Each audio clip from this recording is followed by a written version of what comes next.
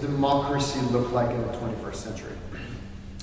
I think there's a lot of smart people that have been talking about a lot of big things, whether it's from the environment standpoint or from the feminist critique or from the post structure, like all that stuff is cool.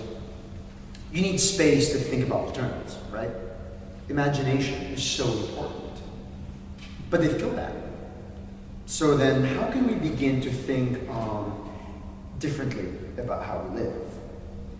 And we're doing it, you know, but we're doing it because people are leaving their banking jobs and getting a farm, right? That's that value shift. And I think Occupy made clear, well, it helped people see that everyone's kind of thinking the same thing right now. It's living for something other than material, right? And it's identifying winning or progress or whatever it is for you in non-traditional terms.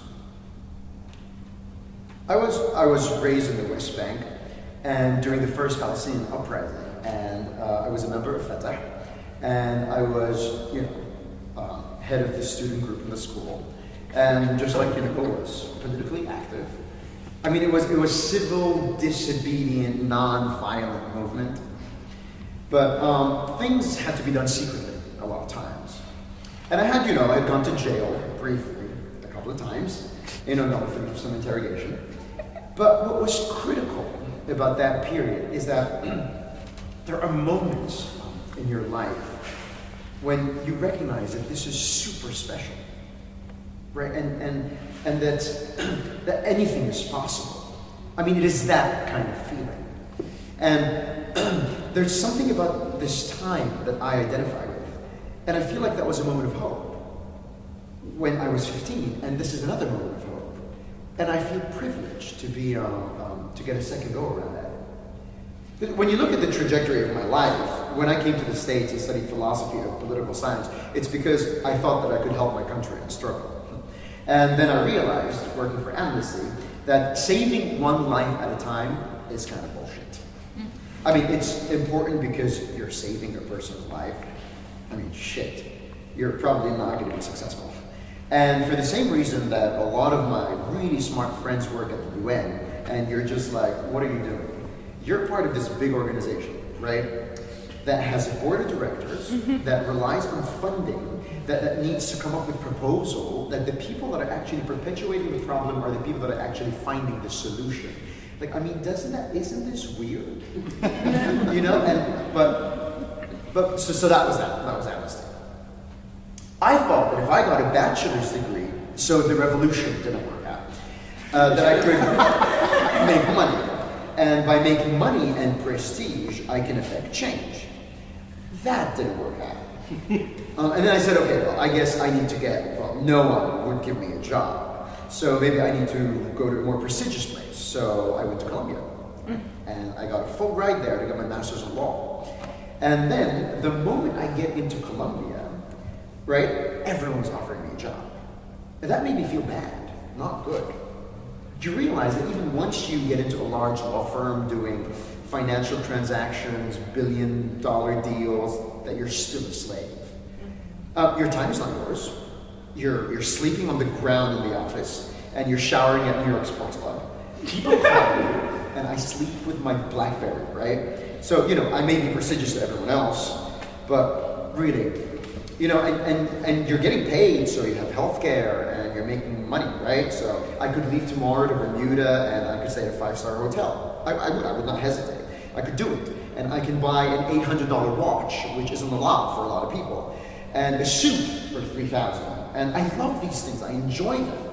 But the thing is, like, and you may make $250,000 and you have a 401k and all that stuff, but you're not happy. Part of what we've forgotten and what we've been led to forget is that we are a people of resistance and are people of like critical thinking. And what has happened is like financialization, and everything has been so fast that we haven't adapted. So leading up to May Day, we're actually coming up with a manifesto about space. You have a fundamental right to dissent, and that includes the right for free speech and assembly, right? Activate a public space. We are nothing without outdoor space. And the outdoor space is the space to imagine, imagination. Yeah, the imagination space for sure. And to create and to protest and to have conflict even. It's important to have conflict. I think, whether we're Protestant in our upbringing and how we just want to be nice, there's that. But I think there's also we have to recognize that, we don't agree, but we have to keep our eye on the prize. So today was the launch of our weekly marches, but it's also the first action, the first real action by the Plus Brigades. And it was the Spring Training Brigades. What Plus Brigades is trying to deal with is narrative. They got formed at Judson Church, and it was a new tact. It's that idea of how do you talk about really scary stuff in a way that is empowering and inviting. And we occupied Wall Street. And by that I mean we went in front of the stock exchange and we took that space. But we didn't take it with charging it. We took it with our bodies, but also with disarming the police. They didn't know what to do with people that were just joyous and singing and happy. So we have these trainings, and they're meant to develop our tactics and just, again, bring in imagination. So if you didn't like certain chants, bring your own, plus it up. and don't go back to the 60s. I don't know, or you go back to the 60s and you plus it up. No negation, bad. And also, when you have music and singing and your spirits are up, you want to do it again. People are sick of marching. Yeah, occupy this shit with happiness.